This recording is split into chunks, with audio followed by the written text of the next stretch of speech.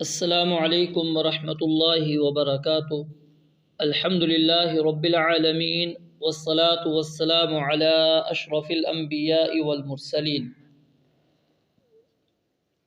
آج کا ہمارا سبق نمبر 2 ہے، لیکچر نمبر 2، تعوذ کے بارے میں۔ تعوذ سے مراد اعوذ باللہ من الشیطان الرجیم ہے۔ سب سے قبل ہم اس کا ترجمہ پڑھتے ہیں، پھر آپ کے سامنے ان الفاظ کی وضاحت اور پھر تعوذ کے حوالے سے جو اسلام کے احکامات ہیں وہ چند آپ کے سامنے رکھوں گا۔ اعوذ، میں پناہ میں آتا ہوں۔ اعوذ، میں پناہ میں آتا ہوں یا میں پناہ طلب کرتا ہوں۔ باللہ، اللہ تعالی کی، باللہ اللہ تعالی کی پناہ میں آتا ہوں۔ اعوذ، میں پناہ میں آتا ہوں باللہ اللہ تعالی کی، اعوذ میں پناہ میں آتا ہوں باللہ اللہ تعالی کی۔ اگر لفظی ترجمہ آپ کریں گے تو با کا معنی یہاں پر ہے ساتھ، باللہ اللہ تعالی کے ساتھ۔ من، اس کا معنی ہوتا ہے سے۔ الشیطان، شیطان، الرجیم، دھتکارا ہوا، اللہ کی رحمت سے دور کیا ہوا۔ اعوذ، میں پناہ میں آتا ہوں باللہ اللہ تعالی کے ساتھ، من سے، الشیطان شیطان، الرجیم مردود۔ اب اس کو محاورتاً سمجھیں۔ اعوذ باللہ، میں اللہ تعالیٰ کی پناہ میں آتا ہوں، من الشیطان الرجیم، شیطان مردود سے۔ اب اس کی تھوڑی سی وضاحت آپ کے سامنے رکھتا ہوں۔ اعوذ، میں پناہ میں آتا ہوں، اعوذ میں پناہ میں آتا ہوں۔ اب یہاں پر جو الف ہے اس کا ترجمہ میں ہے، یہ علامت ہے واحد متکلم کی۔ الف یہاں پر علامت کس کی ہے؟ واحد متکلم کی، یعنی کہ بات کرنے والا ایک، وہ مرد بھی ہو سکتا ہے اور عورت بھی۔ تو اس لیے ترجمہ کیا کریں گے ہم؟ میں۔ الف کا ترجمہ ہو گیا میں، اور اعوذ یہ عاذ یعوذ سے ہے، اس کا ترجمہ ہوتا ہے پناہ میں آنا، یعنی اعوذ میں پناہ میں آتا ہوں۔ یہ فعل ہے، یہ کیا ہے؟ فعل۔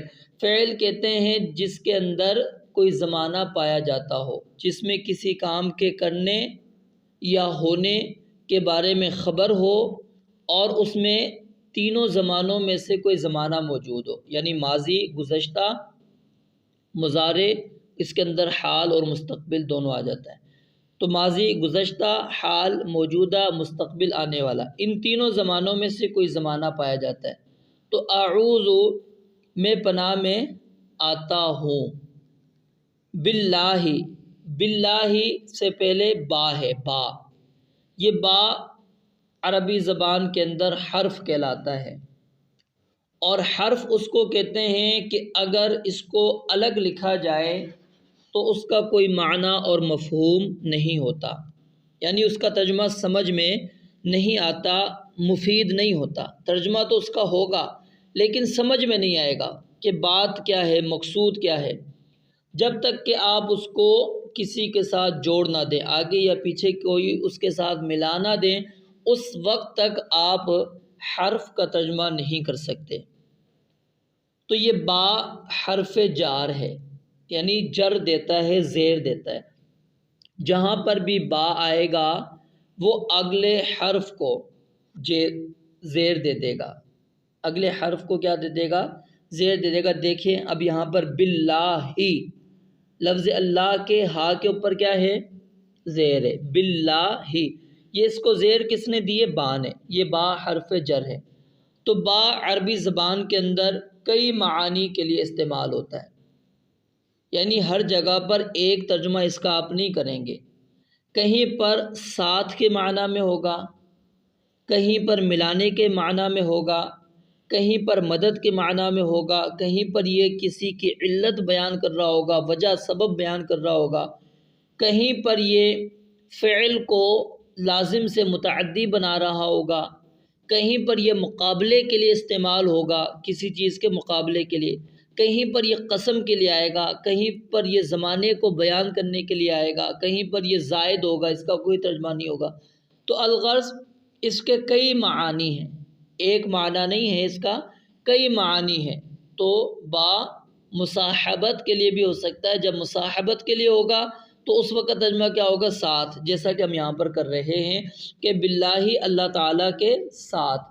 اور استعانت کیا ترجمہ بھی یہاں پر بھی کر سکتے ہیں مدد کے لیے، تو پھر کیا ترجمہ ہوگا؟ میں اللہ کی مدد طلب کرتا ہوں، شیطان کی پناہ میں، اللہ کی پناہ میں آنے کے لیے میں مدد طلب کرتا ہوں، کس کی؟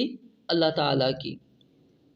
تو لفظ اللہ یہ اللہ رب العالمین کا علم ذاتی ہے، اللہ تعالیٰ کا کیا ہے؟ یہ علم ذاتی ہے، یعنی یہ اس ہستی کا علم ذاتی ہے جو سب سے بلند، سب سے برتر، جو سب کا خالق، سب کا مالک ہے، سب کا رازق ہے، اس کے لیے یہ لفظ اللہ استعمال ہوتا ہے۔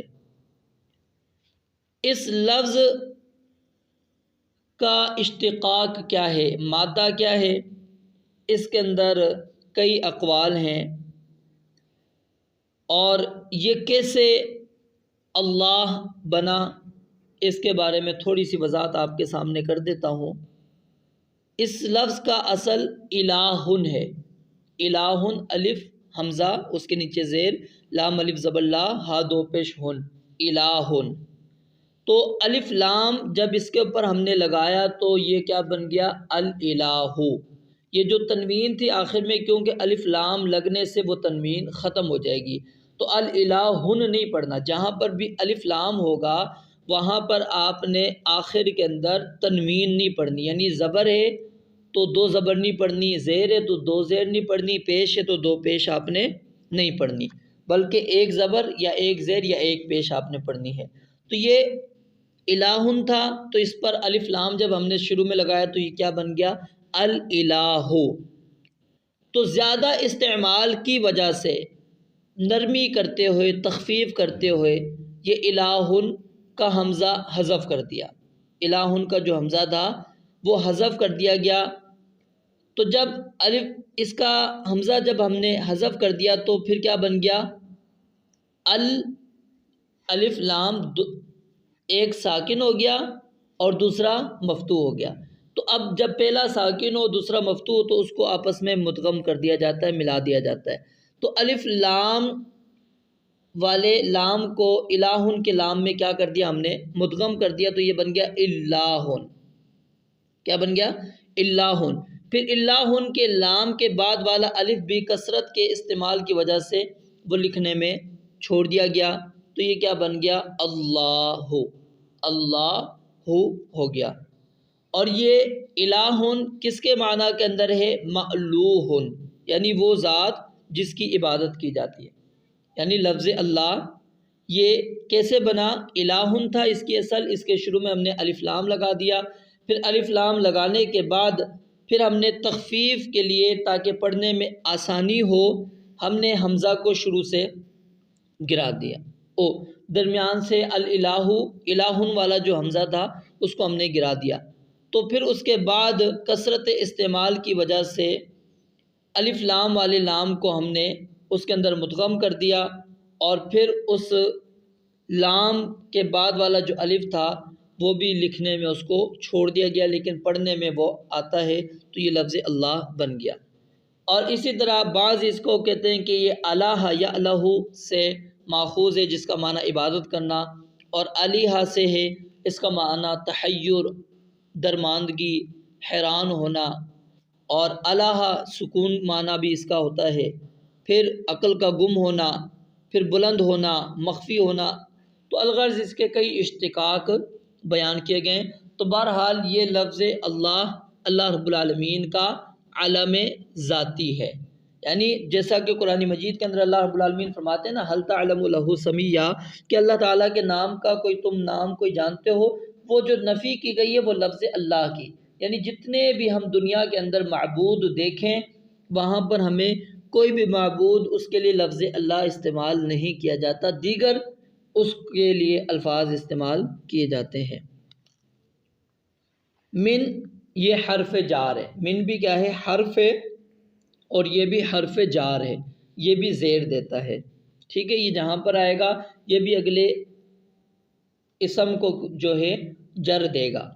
تو من یہ بھی کئی معنی کے لیے آتا ہے۔ بنیادی طور پر یہ کسی چیز کی وضاحت کے لیے آتا ہے، یا پھر اس کے اندر بعض کا معنی یعنی کچھ کا معنی ہوتا ہے، اور کبھی یہ ایک آپ اپنی غایت کسی چیز کی ابتدا بیان کرنا چاہتے ہیں اس کے لیے استعمال ہوتا ہے، اور کبھی کبھی یہ زائد بھی ہوتا ہے۔ الشیطان، بعض اہل لغت نے اس کا مادہ شین طا نون لیا ہے، اور جس کا معنی ہے دور ہونا، اور یہی صحیح ترین بات ہے کہ اس کا مادہ شین طا نون ہے۔ تو شین طا نون یعنی کہ یہ دور ہوا، شیطانہ اس کا معنی کیا ہو گیا؟ دور ہونا۔ اور بعض نے اس کا شین یا طا یہ مادہ لیا ہے، لیکن یہ صحیح نہیں ہے۔ صحیح بات یہ ہے کہ یہ شیطانہ شین طا نون سے ماخوذ ہے، جس کا معنی دور ہونا، یعنی الشیطان جو دور ہو گیا، کس سے؟ اللہ رب العالمین کی رحمت سے۔ کس سے دور ہو گیا؟ اللہ رب العالمین کی خیر سے۔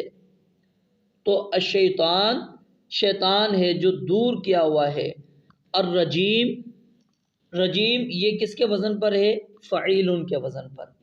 اور فعیل کا جو وزن ہوتا ہے یہ عموماً مبالغے کے لیے استعمال ہوتا ہے، اور کبھی کبھار یہ مفعول کے معنی میں بھی ہوتا ہے۔ یہاں پر مفعول کے معنی کے اندر ہے، یعنی مرجوم کے معنی میں۔ رجیم بمعنی مرجوم یعنی دھتکارا ہوا۔ دوبارہ دیکھیں ایک دفعہ، اعوذ میں پناہ میں آتا ہوں باللہ اللہ تعالیٰ کی، من الشیطان الرجیم شیطان مردود سے۔ اعوذ یہ واحد متکلم کا صیغہ ہے، با حرف ہے، لفظ اللہ یہ اللہ تعالیٰ کا اسم ذاتی ہے، اور من حرف جار ہے، الشیطان یہ بھی اسم ہے، اور یہ لفظ زیادہ تر اب استعمال کس کے لیے ہوتا ہے؟ شیطان ابلیس کے لیے، لیکن یہ ہر اور اس کے لیے بھی استعمال ہوگا جو بندہ اللہ کی رحمت سے دور ہوگا، اس کے لیے لفظ شیطان استعمال ہو سکتا ہے۔ قرآن و حدیث کے اندر یہ لفظ انسانوں کے لیے بھی استعمال ہوا ہے، اور اسی طرح جنات کے لیے بھی استعمال ہوا ہے، جیسا کہ اللہ رب العالمین فرماتے ہیں وَكَذَلِكَ جَعَلْنَا لِكُلِّ نَبِيٍّ عَدُوًّا شَيَاطِينَ الْإِنسِ وَالْجِنِّ۔ تو شیاطین کے بعد الانس اور الجن دونوں الفاظ ہیں، یعنی جنوں کے لیے بھی استعمال ہوا ہے اور اسی طرح انسانوں کے لیے بھی استعمال ہوا ہے، اور اسی طرح دیگر روایات کے اندر بھی اللہ کے نبی علیہ الصلوۃ والسلام نے یہ لفظ انسانوں کے لیے بھی استعمال کیا ہے۔ تو من الشیطان الرجیم شیطان سے جو الرجیم مردود ہے یعنی دھتکارا ہوا ہے۔ اللہ رجیم مانا ہوتا ہے رجم، پتھر مار مار کے سنسار کرنا، پتھر مارنا، تو یعنی پتھر مار مار کے اس کو اللہ کے دربار سے اس کو دھتکار دیا گیا ہے، اللہ کی رحمت سے اس کو دور کر دیا گیا ہے۔ تو تعوذ ہمیں ہر حالت میں اس کی ضرورت ہے، چاہے ہم قرآن مجید کی تلاوت کر رہے ہوں یا کوئی بھی عمل کر رہے ہوں، ہمیں اللہ کی پناہ میں آنا ہمارے لیے ضروری ہے، کیونکہ شیطان کو اللہ رب العالمین نے طاقت دی ہے، وسعت دی ہے، اس کو اللہ رب العالمین نے یہ صلاحیت دی ہے کہ تو انسانوں کو گمراہ کر سکتا ہے، تو وہ شیطان اپنی پوری صلاحیت صرف کرتا ہے، تو اللہ رب العالمین ہی کی خاص مدد کے ساتھ انسان بچ سکتا ہے شیطان مردود کے وار سے۔ تو اس لیے ہمیں ہر وقت اللہ رب العالمین کی پناہ میں آنا ہمارے لیے ضروری ہے۔ تو قرآن مجید کی تلاوت سے قبل کیا تعوذ پڑھنا واجب ہے یا مستحب ہے؟ تو صحیح ترین بات یہی ہے، جمہور علماء کا موقف یہ ہے کہ مستحب ہے، واجب نہیں ہے، یعنی پڑھنا زیادہ افضل ہے، بہتر ہے، کیونکہ اس کے ساتھ انسان اللہ رب العالمین کی پناہ میں آ جاتا ہے۔ تو تعوذ کہاں کہاں پر ہم نے پڑھنا ہے؟ جب انسان کو غصہ ہو تو اس وقت نبی علیہ الصلوۃ والسلام نے ہمیں اس بات کی طرف ترغیب دی ہے کہ آپ تعوذ پڑھو تو غصہ ختم ہو جاتا ہے۔ اسی طرح تلاوت سے پہلے اور نماز کے اندر بھی نبی علیہ الصلوۃ والسلام نے تلاوت سے قبل جو ہے تعوذ پڑھنے کا آپ علیہ الصلوۃ والسلام نے حکم دیا ہے۔ تو یہ تعوذ کیوں پڑھا جاتا ہے؟ کیونکہ انسان اللہ رب العالمین کی پناہ میں آ جاتا ہے اس کے ذریعے سے، تاکہ وہ اللہ کی پناہ میں آ کے جو شیطان اس کو اللہ کی نافرمانی، جو شیطان اللہ کی اطاعت سے، قرآن کریم کے اندر غور و فکر تدبر سے اس کو روکنا چاہتا ہے، تو اللہ رب العالمین اس کو، انسان کو اپنی حفاظت کے اندر لے لیتے ہیں۔ تو اس لیے ہمارے لیے ضروری ہے کہ جب بھی ہم قرآن کریم کی تلاوت کریں تو قرآن کریم کی تلاوت سے قبل تعوذ پڑھیں۔ رب العالمین سے دعا ہے اللہ تعالیٰ سمجھنے اور عمل کرنے کی توفیق عطا فرمائے۔ اگر کسی سبق کے معاملے میں کوئی چیز سمجھ نہیں آئی تو آپ پرسنل کے اندر پوچھ سکتے ہیں، تو یہ تعوذ اچھی طرح اس کو سمجھیں۔